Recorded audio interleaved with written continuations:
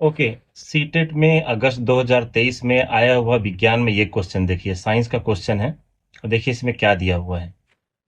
इसमें लिखा हुआ है read the following statement and choose the correct option. मतलब निम्नलिखित कथनों को पढ़िए तथा सही विकल्प का चयन कीजिए। असर्शन में लिखा है electric current is A vector quantity, मतलब विद्युत धारा एक सदिश राशि होती है। और रीजन में लिखा है electric current is a quantity having magnitude as well as direction. तो मतलब विद्युत धारा वह राशि है जिसके पास परिमाण के साथ साथ दिशा भी होती है। अब देखो, वेक्टर क्वांटिटी का जो डेफिनेशन हमने पढ़ा हुआ है, वेक्टर क्वांटिटी जो 8 9 तक पढ़ते हैं हम लोग, तो उसमें है कि जिस क्वांटिटी में, जिस राशि में डायरेक्शन मतलब दिशा और परिमाण दोनों होता है, डायरेक्शन और मैग्नीट्यूड दोनों होता है, उसे हम वेक्टर क्वांटिटी कहते हैं। और नो डाउट इलेक्ट्रिक करंट में भी मैग्नीट्यूड और डायरेक्शन होता है, लेकिन फिर भी ये जो है वेक्टर क्वांटिटी नहीं है। क्योंकि जो रियल डेफिनेशन है, जो करेक्ट डेफिनेशन है, वो आपको 11th स्टैंडर्ड की फिजिक्स में मिलता है कि वो क्वांटिटी जिसमें मैग्नीट्यूड और डायरेक्शन साथ साथ जो वेक्टर अलजेब्रा को फॉलो करते हैं, the quantity which follow triangle of vector addition, उसी को ही हम वेक्टर बोल सकते हैं। भले ही करंट में मैग्नीट्यूड और डायरेक्शन दोनों हो, मैग्नीट्यूड मतलब परिमाण और दिशा दोनों है, लेकिन फिर भी इलेक्ट्रिक करंट वेक्टर क्वांटिटी नहीं है। तो इसका जो सही आंसर हो जाएगा वो है A is false but R is true. अब देखो, 8 स्टैंडर्ड का एनसीईआरटी पढ़ के जो है आप जो है ऐसे क्वेश्चन कभी भी सॉल्व नहीं कर सकते हो। और सीटेट ऐसा कर सकता, सीटेट वाले ऐसे क्वेश्चन डाल सकते हैं, क्योंकि सीटेट के नोटिफिकेशन बुलेटिन में आपको क्लियरली लिखा हुआ मिलेगा कि जो डिफिकल्टी लेवल रहेगा वो 11 12 तक जा सकता है, मतलब वो सीनियर सेकेंडरी तक जा सकता है। मैथ्स का ये क्वेश्चन देखिए, इसमें लिखा हुआ है the volume of cube is 512 centimetre cube, find the length of its diagonal.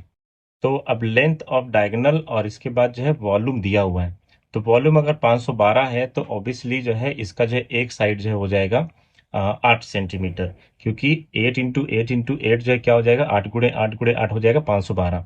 ठीक है। अब आपको अगर ये छोटा सा शॉर्टकट पता रहेगा कि जो रिलेशन है, जो रिश्ता है डायगोनल में और विकर्ण में, यहाँ पर डायगोनल पूछा है, डायगोनल में और साइड में वो a इंटू √3 होता है।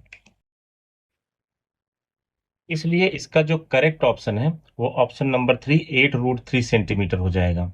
तो ऐसे क्वेश्चन जब आपको शॉर्टकट्स और ट्रिक्स पता होंगे तो आप इजीली जो है विद इन 20 या 25 सेकंड के अंदर ऐसे क्वेश्चन आराम से सॉल्व कर लोगे।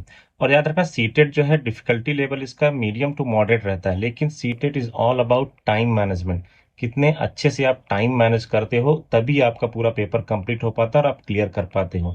अदरवाइज ऐसे क्वेश्चन में, मैथ्स के क्वेश्चन में बहुत ज़्यादा टाइम, 5 5 मिनट बच्चे लगा देते हैं और वहां पर उनका पेपर छूट जाता है। बहुत सारे बच्चे मुझसे कहते हैं कि सर लास्ट में मेरा 20 क्वेश्चन 25 क्वेश्चन छूट गया।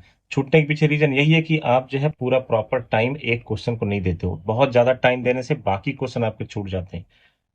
ऐसा ही कुछ शॉर्टकट्स, कुछ ट्रिक्स, कुछ आइडियाज, कुछ जो है आप बोल सकते टिप्स होते हैं जो चाइल्ड डेवलपमेंट में, बाल विकास में भी काम आते हैं। और जब तक ऐसा नहीं कि सारा आपको पढ़ना होता है, आप जो है कुछ टॉपिक जो है अच्छे से पढ़ लेंगे, उसमें से क्वेश्चन कंफर्म रहते ही है, और बाकी कुछ टॉपिक क्वेश्चन एक दो बार पढ़ने से हम इजीली बच्चे को सेंटर में रख के जो है उस क्वेश्चन का आंसर इजीली निकाल सकते हैं।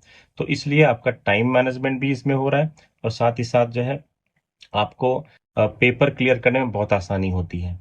इसलिए अगर आप चैनल पर नए हैं, चैनल सब्सक्राइब कर लीजिए। आपको इसमें जो है पूरा डिटेल सीटेट का अगर आप प्रिपरेशन कर रहे हैं, जैसे कि आपका मैथ्स हो गया, साइंस हो गया, चाइल्ड डेवलपमेंट हो गया, इंग्लिश हो गया, हिंदी हो गया, इन सब चीज़ की तैयारी होती है। अब देखो, सीटेट तो क्लियर हो जाता है, सीटेट क्लियर होने में कोई ज़्यादा डिफिकल्टी नहीं आती है। बच्चों का कभी कभी 1 या 2 अटेम्प्ट लगते हैं, 2 या 3 अटेम्प्ट लग जाते हैं, लेकिन सीटेट हो जाता है। But what after CTET, CTET के बाद क्या? अब अगर आप गवर्नमेंट एग्जाम की तैयारी करते हैं, जैसे मान लो केंद्रीय विद्यालय, नवोदय हो गया, या फिर जो है प्राइवेट स्कूल्स भी बड़े अच्छे अच्छे आजकल हैं जो अच्छा पैकेज देते हैं, वहां पर अगर आप जो है एग्जाम देने जाएंगे तो आपको जो है, अगर कॉन्सेप्ट क्लियर नहीं रहेगा तो आपको वहां पर भी डिफिकल्टी आएगी। तो सीटेट तो एक जो है एलिजिबिलिटी क्राइटेरिया है, एक क्वालिफाइंग एग्जाम है, लेकिन मैं वैसा पर्सनली बिलीव करता हूँ कि आपको जो है कॉन्सेप्चुअल नॉलेज होना चाहिए, जो कि आपको लाइफ लॉन्ग काम आए, जो कि आपको सारे स्टेज में कहीं पर भी आप एग्जाम देने जाएं।